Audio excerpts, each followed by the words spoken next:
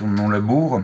Il y a quelques années, le Comifère et le GEMAS ont initié une étude sur ce point précis et elle nous avait conduit à proposer des prélèvements compris à une profondeur comprise entre 15 et 20 cm. Et on s'était plutôt fixé sur 20 cm comme une profondeur acceptable pour toutes les situations. Ça, c'est le premier point.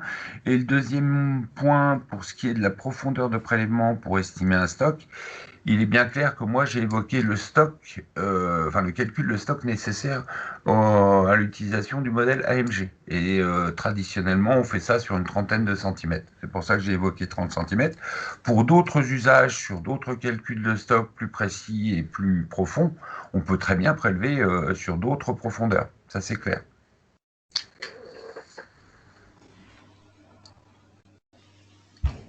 Oui, en complément, si je peux amener juste une petite précision, effectivement, Claire a montré dans ses diapos les travaux de Jérôme Baédan sur le carbone en profondeur. Effectivement, quand on s'intéresse aux stratégies et aux dynamiques du carbone sur le très long terme, comme les racines vont injecter du carbone en profondeur, c'est important effectivement de s'intéresser à plus que l'horizon travaillé anciennement, mais dans une optique de diagnostic et de gestion des pratiques. Voilà, c'est des intervalles de temps où l'horizon travaillé le plus ancien est donc 30 cm qui permet normalement d'englober ça, est suffisant en gros pour gérer ça sur la durée d'activité en gros d'un agriculteur. Mais quand on s'intéresse sur des dynamiques à moyen long terme, il est clair que le carbone stocké en profondeur doit aussi être pris en compte. Oui, et le carbone qu'on trouve en profondeur, il est surtout lié à la décomposition des racines. Et donc, du coup, il n'est pas complètement lié à la matière organique qu'on apporte au sol, que ce soit des résidus de culture ou des apports exogènes. Donc, les variations sont sans doute moins importantes, sauf à imaginer un changement drastique des rotations et des pratiques agricoles.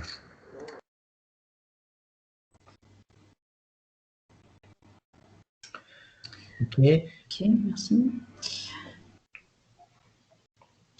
Sur la partie 4 pour 1000, je ne sais pas si du coup je pense pas qu'on ait totalement répondu à la question sur ces profondeurs de 1 mètre de prélèvement. Là, est-ce que quelqu'un peut peut-être éclairer la personne? Alors, peut-être que ça, on pourra l'aborder, puisqu'il y a une présentation sur l'étude spécifique en fin de matinée. Peut-être qu'on pourra aborder ça à ce moment-là. D'accord. Alors du coup, il y a une autre question qui est arrivée entre-temps pour Simone Marx concernant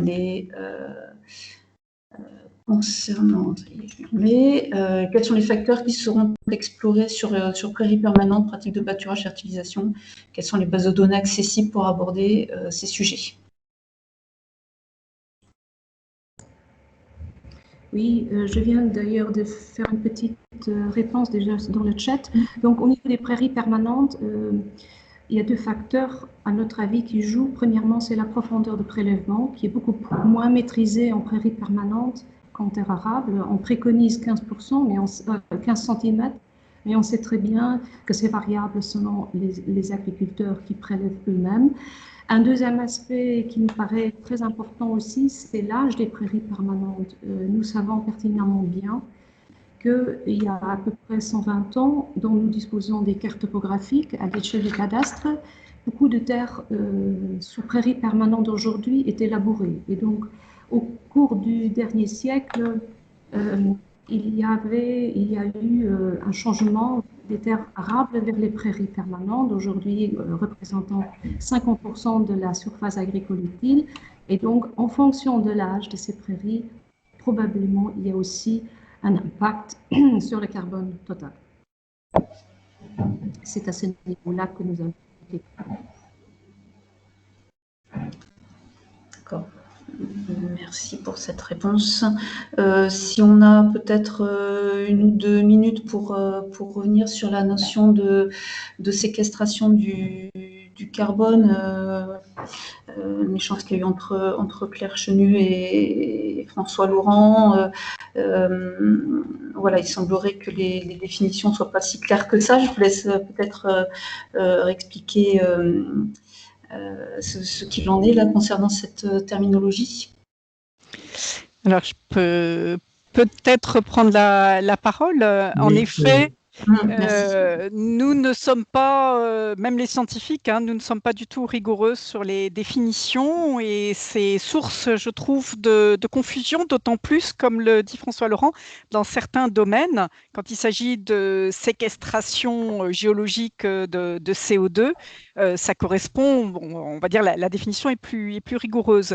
La majorité, je veux dire, des personnes utilisent stockage de carbone, donc augmentation relative des stocks, et séquestration de manière indifférenciée.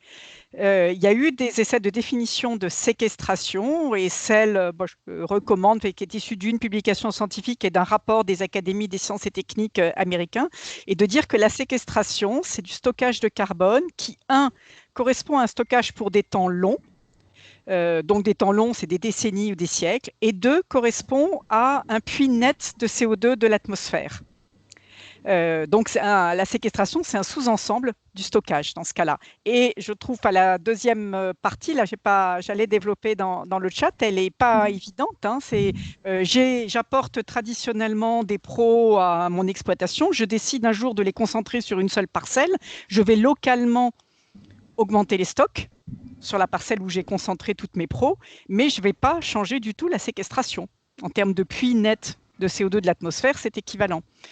Voilà, mais voilà, la réalité, c'est que nous ne sommes pas bien rigoureux sur ces définitions. C'est clair, merci. Merci beaucoup pour ces précisions. Je vous propose qu'on en arrête là pour les questions sur ces séances. On le rappelle, on pourra toujours y répondre a posteriori. Et donc, on continue donc avec les 2 interventions suivantes.